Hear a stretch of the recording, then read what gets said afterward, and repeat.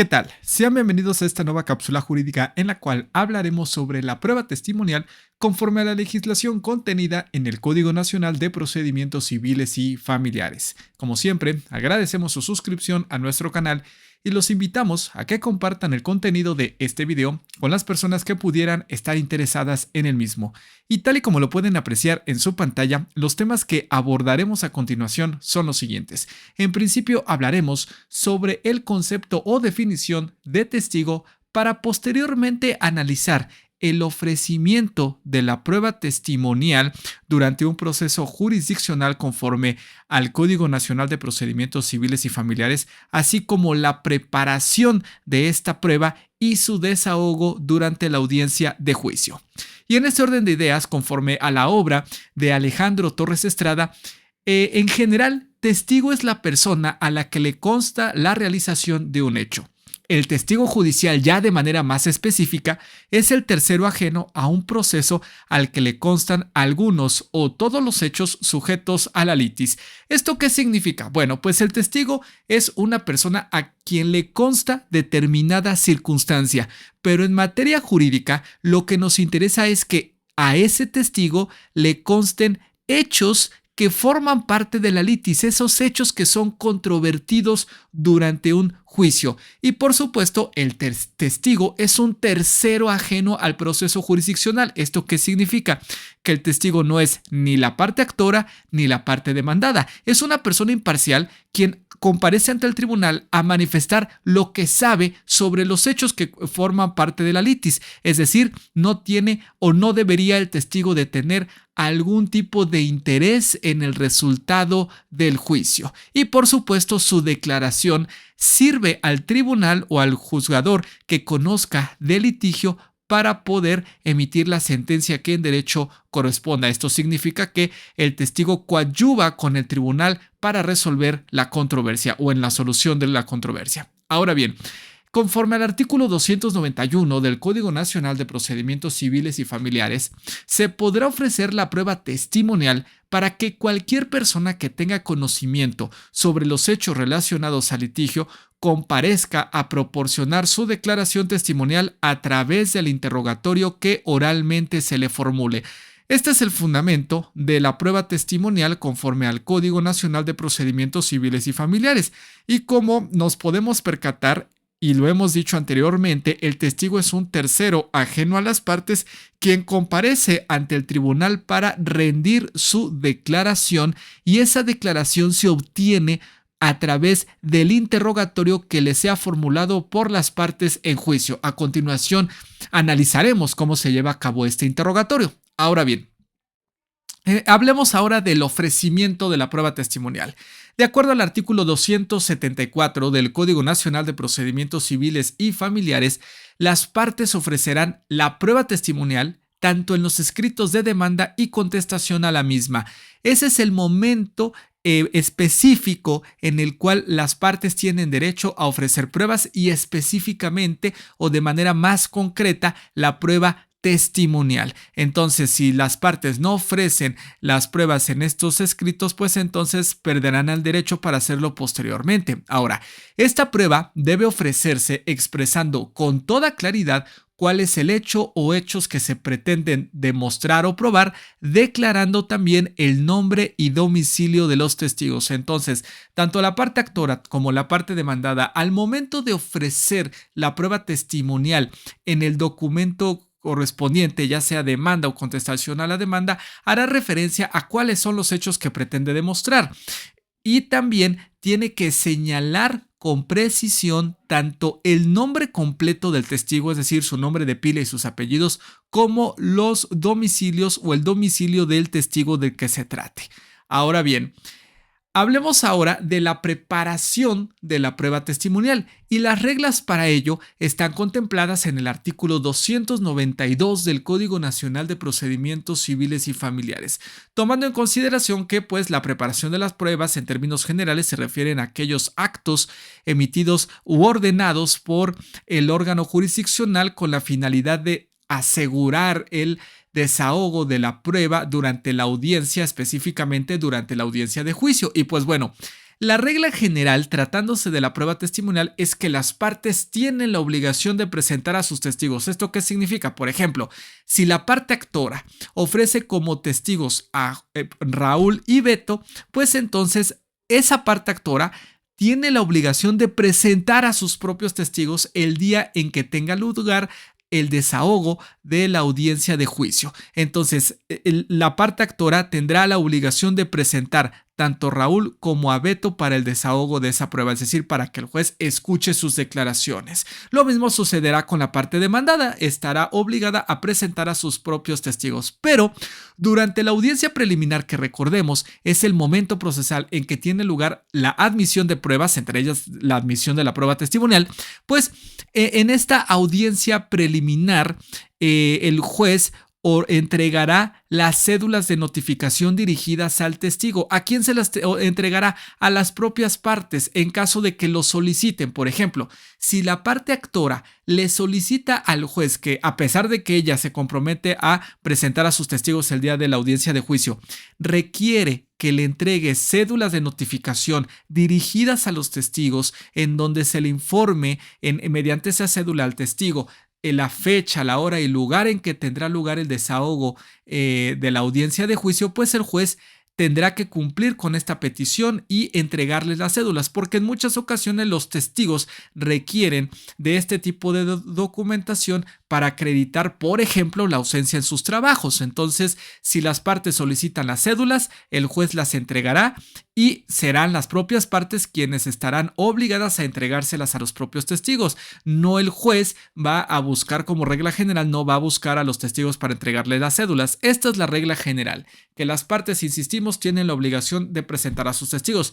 Pero podría suceder que la parte actora o la parte demandada manifiesten que no les es posible presentar a sus testigos. Entonces, en este caso, bajo protesta de decir verdad, las partes manifestarán las razones o los motivos por los que no pueden presentar a sus testigos. Se lo van a informar al juez por qué es que no les es posible a la actora o al demandado presentar a sus testigos el día que tenga lugar el desahogo de la audiencia de juicios. Entonces, durante esto, ¿para qué? Para que en la audiencia preliminar, que ya decíamos es el momento en que se admite a trámite esta prueba testimonial, la autoridad judicial ordene la citación al testigo con un apercibimiento. ¿En qué consiste ese apercibimiento? Que en caso de desobediencia se le impondrá a la medida de apremio que considere la autoridad jurisdiccional y que garantice la pronta resolución del juicio. Entonces, ¿qué implica esto? Por ejemplo, la parte actora manifiesta bajo protesta de decir verdad que no puede presentar a sus testigos, a uno de ellos o a ambos, tal vez si es que el juez reduce el testigo a las testimoniales a 2 personas. Bueno, pues en este caso, el juez, la autoridad jurisdiccional, ordenará que se le cite al testigo personalmente por conducto del notificador del juzgado. Y ese testigo estará percibido que en caso de incomparecencia se le impondrá una medida de apremio, por ejemplo, que podría ser una multa. Entonces ahí tenemos un caso en el cual las partes no pueden presentar a sus testigos si le solicitan a la autoridad judicial que sean citados personalmente. Ahora, si el testigo citado, como lo hemos mencionado anteriormente, no asistiere a rendir su declaración en la audiencia de juicio que haya sido programada para tal efecto, la autoridad jurisdiccional hará efectivo el apercibimiento, como lo habíamos mencionado, tal vez una multa, y reprogramará el desahogo de la audiencia en una nueva fecha para que el testigo se presente. Esto de acuerdo al párrafo 6º del artículo 292 del Código Nacional de Procedimientos Civiles y Familiares. Sin embargo, cabe destacar que si el testigo debidamente citado no se presentara a la primera citación o haya temor fundado de que se ausente o se oculte, el juez solicitará o aplicará el uso de la fuerza pública para lograr su comparecencia. Para ello, requerirá el auxilio de las autoridades que cuenten con la fuerza pública, como por ejemplo el Poder Ejecutivo. El punto es, o la finalidad es, lograr la comparecencia del testigo e incluso, reiteramos, se puede hacer uso de la fuerza pública para tal efecto. Sin embargo, En caso de que el testigo no se presente, a pesar de que se usó la fuerza pública, en este caso, pues la prueba se declarará desierta, es decir, no se recibirá la declaración del testigo, no se recibirá esta prueba testimonial, porque pues el proceso no se puede prorrogar indefinidamente por la incomparecencia del testigo. Entonces ahí la parte oferente se verá, sí, por supuesto, perjudicada porque ya no se escuchará el testimonio de esa persona, pero pues son las reglas que contempla la ley para evitar retrasos en el proceso. También cabe destacar que la prueba testimonial se puede declarar desierta si el oferente, cuando se comprometió a presentar a su testigo, no lo presentó y no hay una causa justificada de la inasistencia del testigo. Es decir, si la parte actora se comprometió a presentar a sus testigos el día de la audiencia de juicio y resulta que en esa fecha la parte actora se presentó sin esos testigos y no justificó debidamente la inasistencia de los mencionados testigos, entonces en ese caso se declarará desierta la prueba testimonial ofrecida por esa parte actora por falta de interés procesal.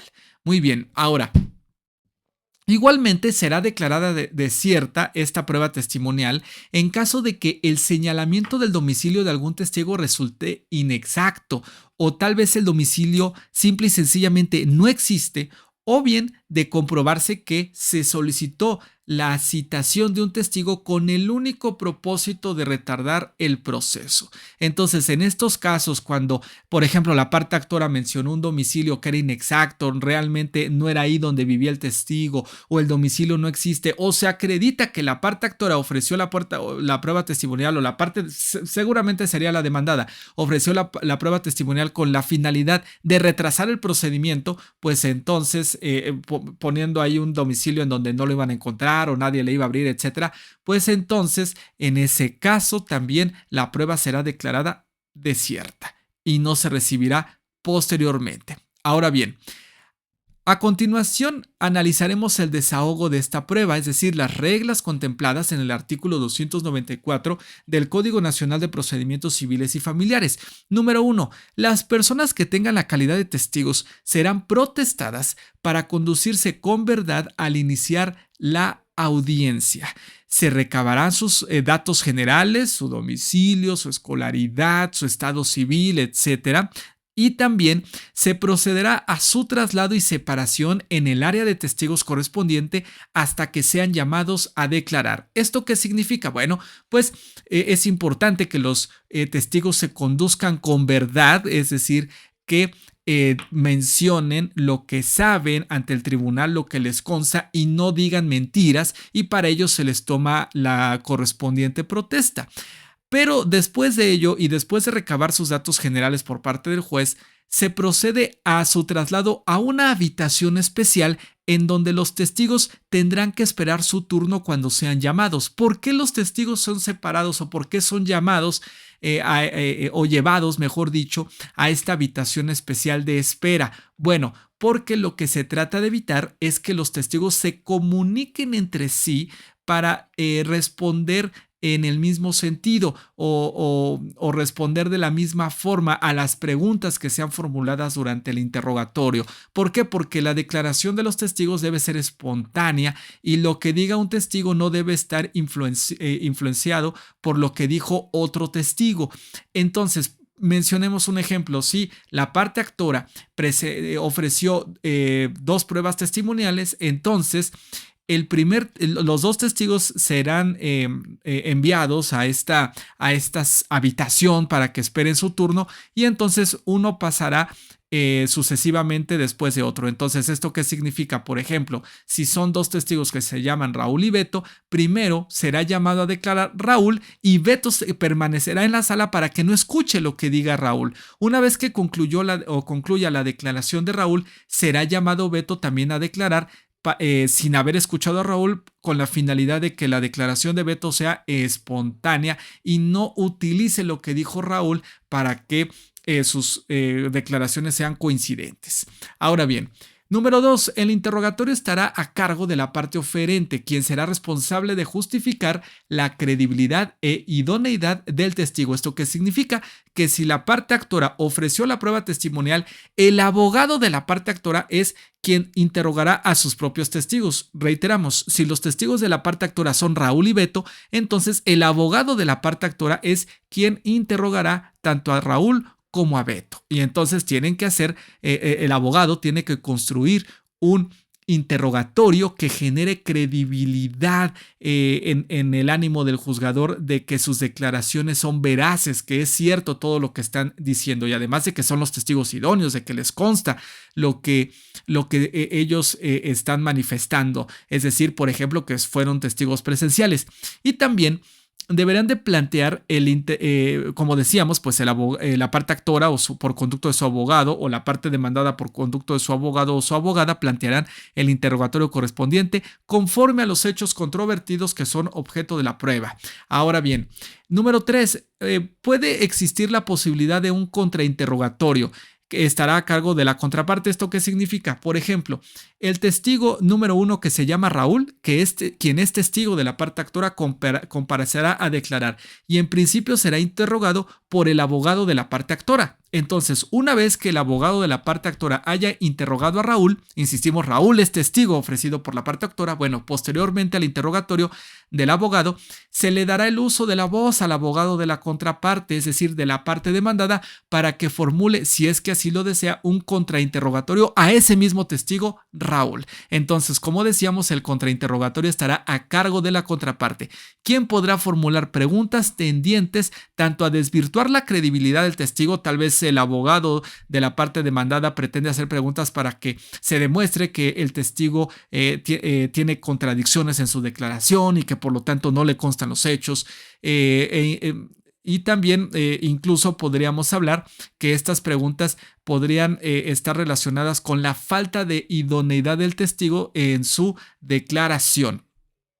Entonces, en este caso, pues podríamos tener a testigos que tal vez sí tengan algún interés en el juicio, ¿no? Entonces, ya no serían testigos idóneos. Por ejemplo, tal vez el abogado de la parte demandada, al hacer el contrainterrogatorio, pues hace preguntas tendientes a demostrar que no es un testigo idóneo porque tiene un interés en el juicio, quiere que gane la parte actora, cuando la regla general es que los testigos deben ser imparciales. Entonces, esta podrían ser un par de finalidades que se busquen con el contrainterrogatorio. Ahora, el interrogatorio y contrainterrogatorio debe formularse en términos sencillos, claros y precisos. ¿Esto qué significa? Que el testigo debe comprender las preguntas, no deben de ser preguntas confusas con términos o utilizando tecnicismos en materia jurídica que no comprendan quienes están declarando por supuesto, evitar que esas preguntas tengan como finalidad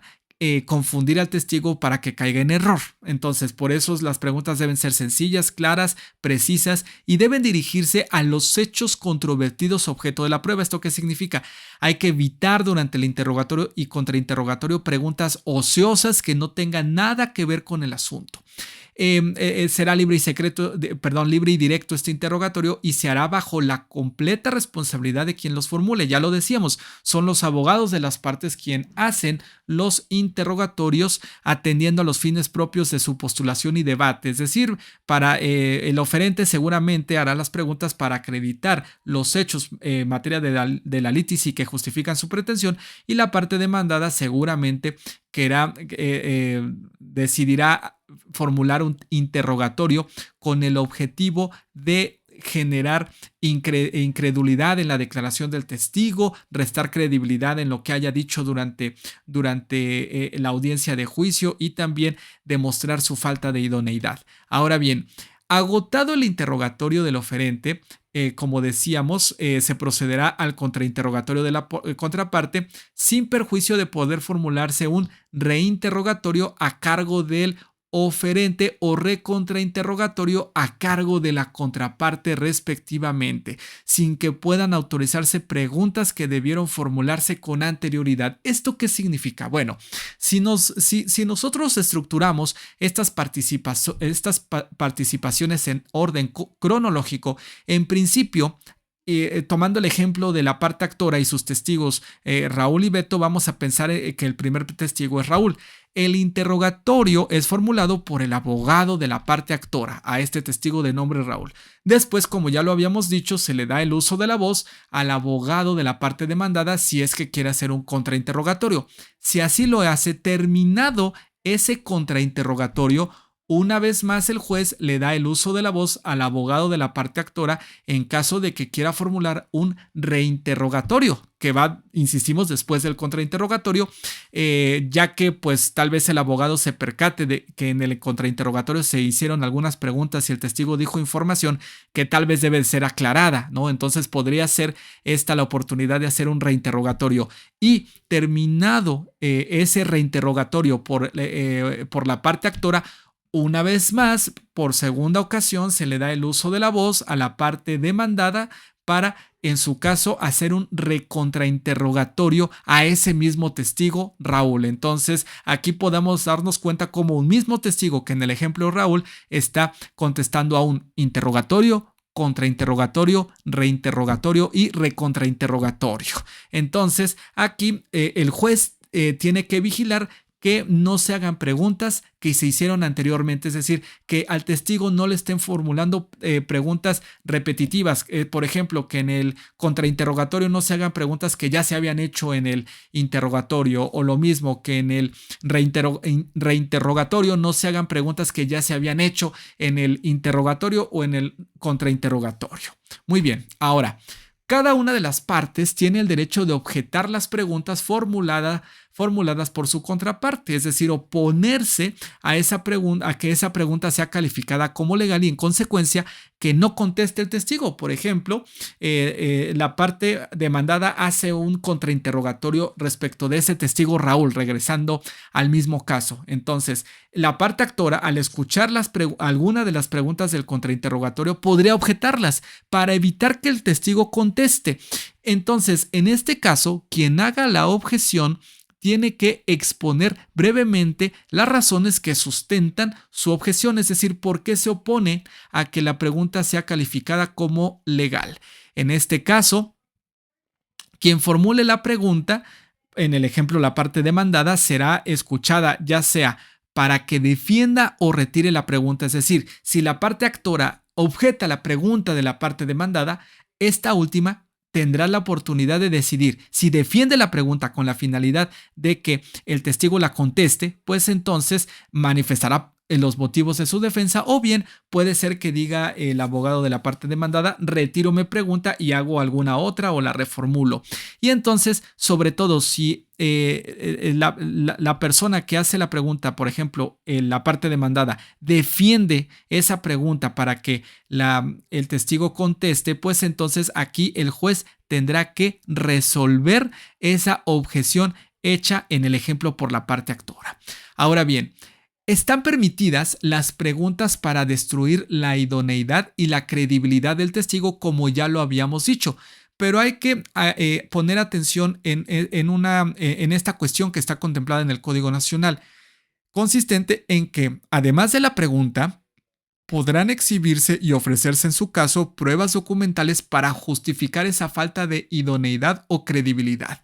Por ejemplo, podría suceder que el testigo, al contestar, por ejemplo, las preguntas generales o el interrogatorio, niega que tenga algún interés con las partes. Por ejemplo, Raúl niega que tenga algún tipo de, perdón, no de interés, de parentesco. Raúl niega que tenga algún tipo de parentesco con la parte actora. ¿Quién fue quien lo presentó? Bueno, Raúl negó que tuviera un parentesco. Sin embargo, al momento de hacer esta pregunta, el abogado de la parte demandada a Raúl, no, con la finalidad de saber si existe o no un parentesco, pues exhibe una prueba para desacreditar lo que ha dicho el testigo en relación a ese parentesco. Es decir, ofrece una prueba documental consistente en un acta de nacimiento o en un acta de nacimiento, un acta de matrimonio, por ejemplo, con lo cual acredita que tiene algún parentesco con la parte actora. A lo mejor es su hijo, a lo mejor es su hermano, a lo mejor es su primo, a lo mejor es su cónyuge, etc.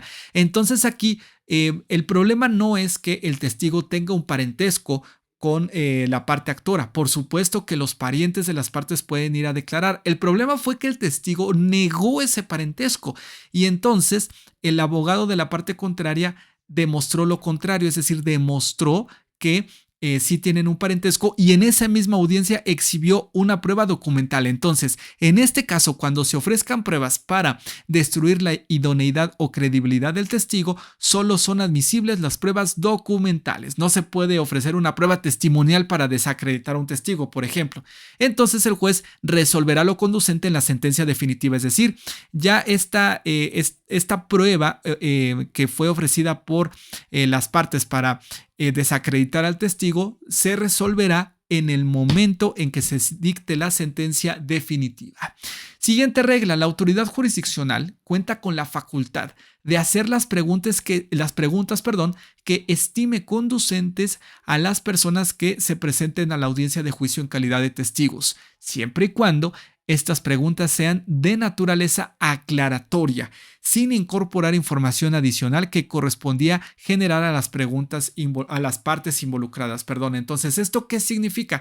Que el juez puede hacer preguntas durante la audiencia al testigo, sí, pero solamente preguntas que tengan como objetivo o finalidad que obtener algún tipo de aclaración sobre datos que ya había dicho el testigo, tal vez de algún domicilio, tal vez al momento de que el testigo dio un domicilio o mencionó un domicilio no refirió la alcaldía o la calle o la colonia. Entonces el juez puede hacer preguntas para que se hagan ese tipo de aclaraciones, pero el juez no puede hacer preguntas sobre hechos que no fueron preguntadas por las partes. Eso le corresponde a los abogados que están formulando el interrogatorio. El juez no puede traer hechos nuevos a base de preguntas que no fueron formuladas por los abogados. Entonces ahí existe una limitante a la intervención de la autoridad judicial durante el desahogo de esta prueba.